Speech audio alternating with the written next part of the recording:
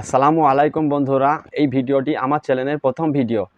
তো এই ভিডিওর মাধ্যমে আমি আপনাদেরকে দেখাবো কিভাবে ভিজিটিং কার্ড ডিজাইন করবেন এবং সেটা প্রিন্ট করবেন 3250 বা 3210 এই ধরনের প্রিন্টার মেশিন দিয়ে এপসনের। তো কিভাবে করবেন সেটা সহজে দেখিয়ে দেবো, যেটা শিখে গেলে আপনার নিজের কাজগুলো আপনি নিজে করতে পারবেন। অনেক টাকা পয়সা হয়তো আপনার বেঁচে যাবে।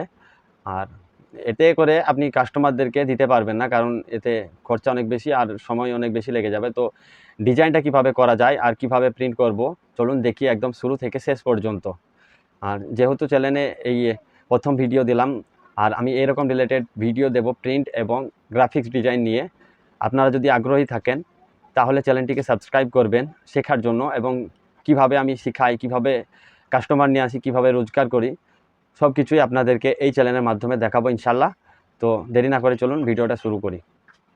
প্রথমে একটা কথা বলে রাখি, ভিডিওটা শুরুতে স্ক্রিন রেকর্ড করা মনে ছিল না, ভুলে গিয়েছিলাম, যে কারণে আমি শুরু থেকে ভিডিওটা দিতে পারিনি, তার জন্য দুঃখিত।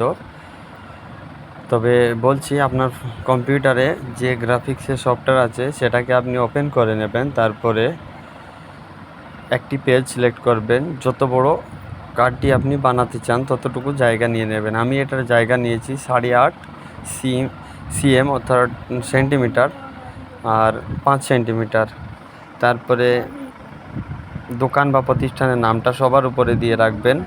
আমার একটা লোগো বানানো ছিল আগে থেকে, ওই জন্য আমি লোগোটা কোণে দিয়ে রেখেছি।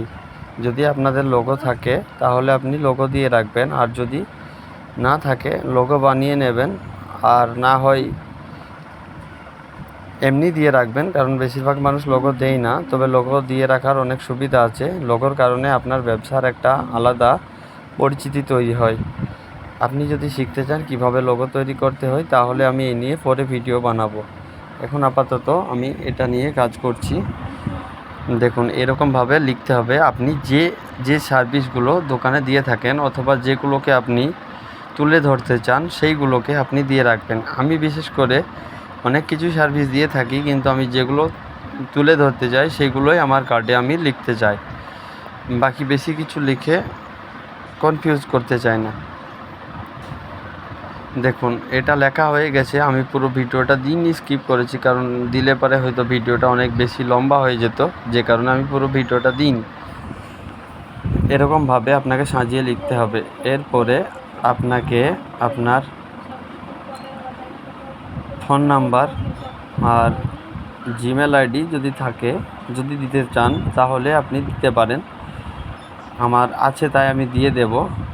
আপনারও আছে আশা করছি, তো আপনিও দিয়ে দিতে পারেন, কারণ এখন অনেক যুগ আধুনিক হয়ে গেছে। মানুষ অনেকে ইমেল করে অনেক কিছু জানতে চায়, যে কারণে আমি ফোন নাম্বার এবং জিমেল আইডি দুটোই অ্যাড করে নেব। তো ফোন নাম্বার দেওয়ার জন্য আমাকে এখানে টেক্সট টুল সিলেক্ট করতে হবে এবং লিখতে হবে ফোন নাম্বারটা। আগে এটা একটু ঠিক করে নিই।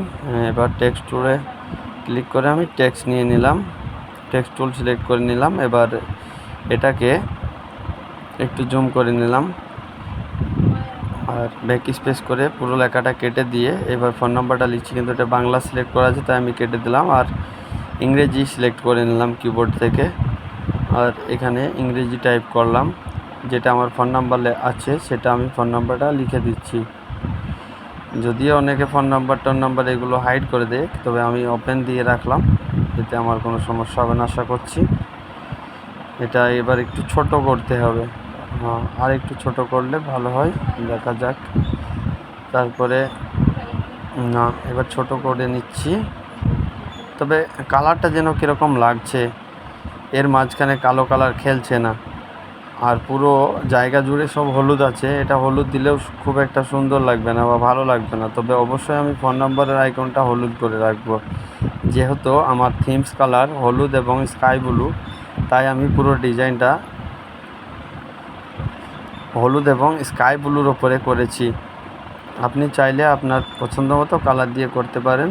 আমি এখানে 2-3টে কালার ইউজ করেছি। আপনি চাইলে 7টা 8টা 10টা যেটা খুশি তো এটা দিতে পারেন। কালার নিয়ে আমি অন্য একদিন পুরো ডিটেলসে বলবো। এখন আপাতত এটা আমি লাল করে নিলাম, কারণ হলুদ দিলেও ভালো লাগছিল না, কারণ উপরে এবং নিচে 2 জায়গায় হলুদ আছে, তাই ফোন নাম্বারটাকে আলাদা করে হাইলাইট করার জন্য এটা আমি লাল করে রাখলাম। এবার একটা আমি ইমেলের আইকন দিয়ে দেব, যাতে মানুষ বুঝতে পারে যে এটা ইমেল। এটাকে একটু ছোট করে নিলাম, তারপরে এটা উপরের দিকে তুলব। আমার মনে হচ্ছে এখনও বড় হয়ে আছে, আর একটুখানি ছোট করতে হবে। এটা উপরের দিকে তুলে নিতে হবে। যেহেতু আমি লেয়ারগুলোকে একটা করে রাখিনি, ওই জন্য এটা ধরতে একটু সুবিধা হচ্ছিল। হ্যাঁ, আমি লেয়ার এক করে না করেই কাজ করি, কারণ এতে সমস্যা হয়। কারণ অনেক সময় আমি কাজ করতে করতে বুঝি যে না, এটা এখানে রাখা উচিত না, ওই জন্য লেয়ারগুলোকে এক রাখি না, সিঙ্গেল সিঙ্গেল রেখে দিই। এতে আমার সমস্যাও হয় না কাজ করতে। এটা এবার একটু ছোট করতে হবে, আমার যা মনে হয় জায়গা হিসাবে বড় লাগছে।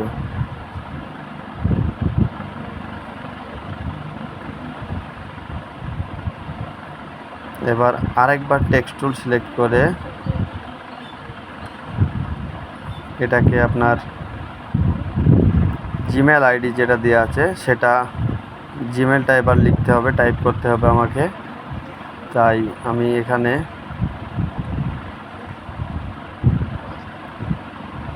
টেক্সট টুল সিলেক্ট করে জিমেলটা লিখব এবার, অর্থাৎ টাইপ করব।